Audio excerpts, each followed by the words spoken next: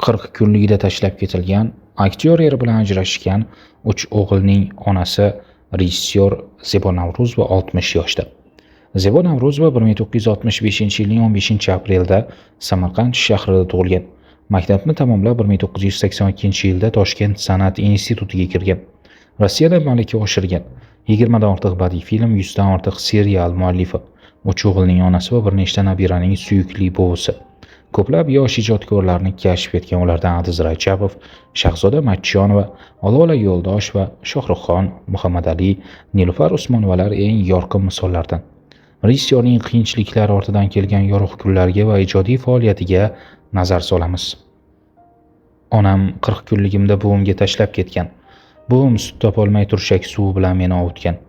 Zebo Navro'zova bolaligi qishloqda o'tganini, buvisi onadek, bobosi ota kabi mehr berganini eslaydi. 40 kunlik chaqaloq paytimda ota-onam meni qishloqda buvim va bobomning qo'liga tashlab ketishgan. Ular irrigatsiya instituti bitiruvchilari edi. Diplom ishi yo'qlash arafasida turishgan. Talabalik va yana bilmadim qandaydir sabablar bilan men buvimning qo'lida qolganman. Buvim menga berishga sut topa olmay turshakning suviga dokani yuvitib, shuni og'zimga solib ovutgan va uxlatgan ekan. Ona sutini ichmaganman, balki shuning uchun ham bo'yim o'smay qolgandir. Albatta esimni tanigach ota-onamdan xafa bo'lganman. Busiz iloji yo'q. Ota-onam shaharda yashashardi. Meni ko'rgani ko'pgina sovg'a-salomlar olib kelishardi. Voy, onam keldi, shaharlik dadam keldi deb o'rtoqlarimga maqtanardim. Yana qaytib ketishayotganda men ketmayman deb buvimning etagi orqasiga yashirinardim. Bo'ldi.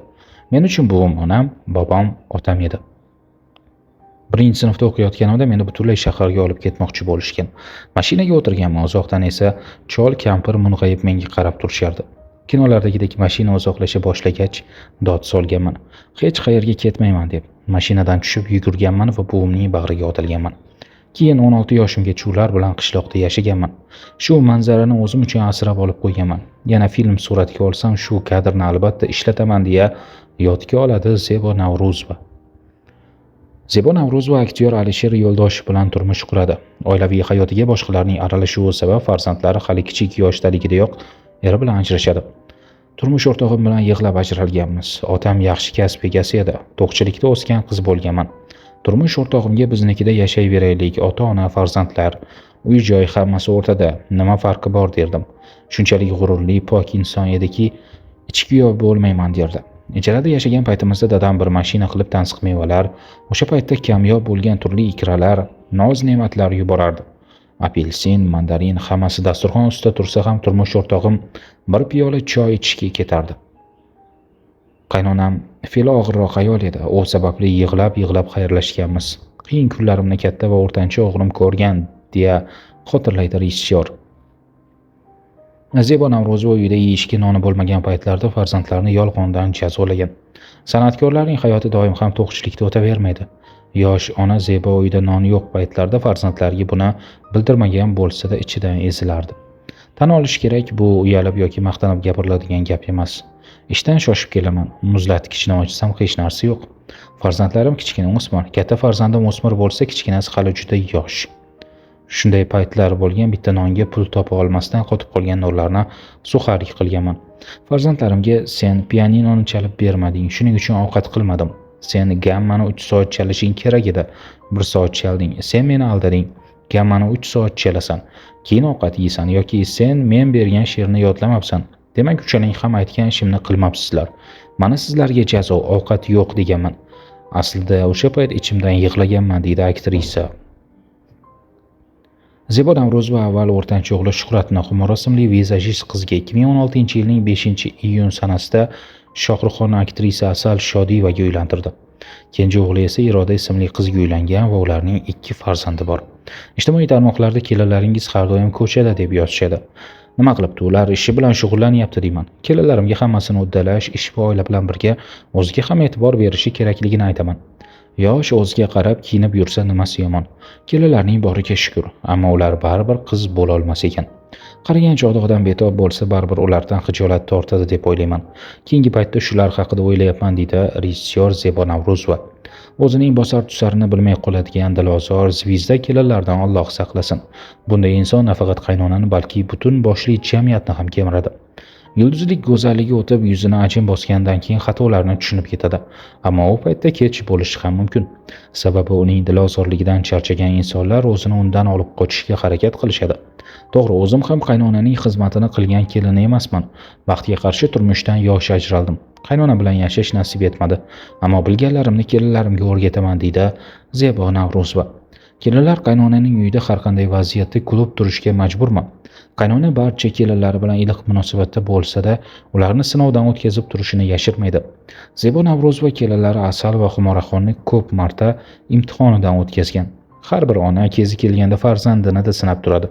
Kelinlar ham o'z bolamiz, shuning uchun imtihonimizdan o'tishga majbur. Axir o'rgatganlarimiz quloqiga kirdimi, qo'lidan keladimi, yo'qmi, bilib olishimiz kerak-ku. Masalan, o'zim kelinlarimni ko'p bora sinovdan o'tkazganman. Xonadonimizda bir qonun bor. Har qanday sharoit va kayfiyatda ham inson albatta kulib turishi shart. Chunki ishdan charchab kelgan inson ana shu tabassumga qarab chalg'iydi. Bu borada kelinim Xumoraxonni ham Asalni ham har xil vaziyatlar bilan tekshirib ko'rganman. Ikkalasi ham imtihondan a'lo baho bilan o'tishgandan xursandman, deydi rejissyor Zebo Navro'zova. Rejissyor o'g'illaridan uyalishining sababi va ular bergan pulni nimalarga sarflash haqida aytib o'tdi. Yolg'iz yashash oson emas, qancha qiyinchilik ko'rganimni o'zim bilaman, ammo shunda ham boshqa onalarga o'xshab o'g'illarimdan nimadir so'rashga uyalaman. Ba'zan Antaliya yoki boshqa xorij davlatiga boring, hamma xarajatlarni qoplaymiz deyishadi. Bormay qo'ya qolay, undan ko'ra sarflaydigan xarajatni o'zimga beringlar deyman. Kasbga bo'lgan muhabbat ham bir kasallik bo'lsa kerak. Film olishni yaxshi ko'raman. Shu yoshimda ham ijodiy g'oyalar ustida ishlayman. Yashirmayman, shu paytgacha olgan filmlarimning faqatgina bittasini xonanda Lolaning otasi Ravshan Yo'ldoshev moliyalashtirgan. Qolgan filmlarning prodyuseri o'g'lim Shohruxxon bo'ldi. Keyinchalik Muhammad Ali va Shuhrat o'g'illarim ham yordam berishdi, deydi 3 farzandning onasi. 3 pahlavon o'g'ilning onasini armonlari ichida eng o'rtaydigani qiz farzandi yo'qligida. Zebo Navro'zova yoshi o'tgan sayin buni tushunayotganini aytdi. Allohdan doim birovga uzatib yuboradigan qizim bo'lmasin deb so'rardim. U ham so'raganimni berdi. 3 o'g'ilning onasiman, ammo qaragan chog'imda qizim yo'qligi sezilyapti. Kasal bo'lsam, charchasam, bellarimni uqalab qo'yadigan, parvona bo'ladigan qiz farzand bo'lgani yaxshi ekan. Biror yerim og'risa, o'g'illarimga aytishga baribir tortinaman. Xudodan qiz farzand so'ramaganim eng katta xatoyim bo'lgan. Oq yuvib tarab birovga berib yuborgandan ko'ra bo'lmasin debman. Bugun shundan afsuslanyapman, deydi ko'zida yosh bilan rejissyor. Zebo Navro'zova Bo'rilar 2, Baxt izlab, Yarim baxt, Shaharlik olifta, Aprel-may, Jannat qaydasan, Qashqir kabi filmlar rejissyori. O'zi ham filmlarda suratga tushadi.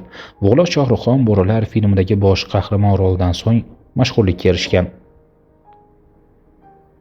Prodyuser va rejissyor Zebo Navro'zova poytaxtdagi hashamatli xonadonda kichik o'g'li hamda kelini bilan birga yashaydi. Katta maydonda joylashgan uy hovlisida yashil hudud mavjud bo'lib, u yerga turli xil manzarali o'simliklar hamda gullar ekilgan.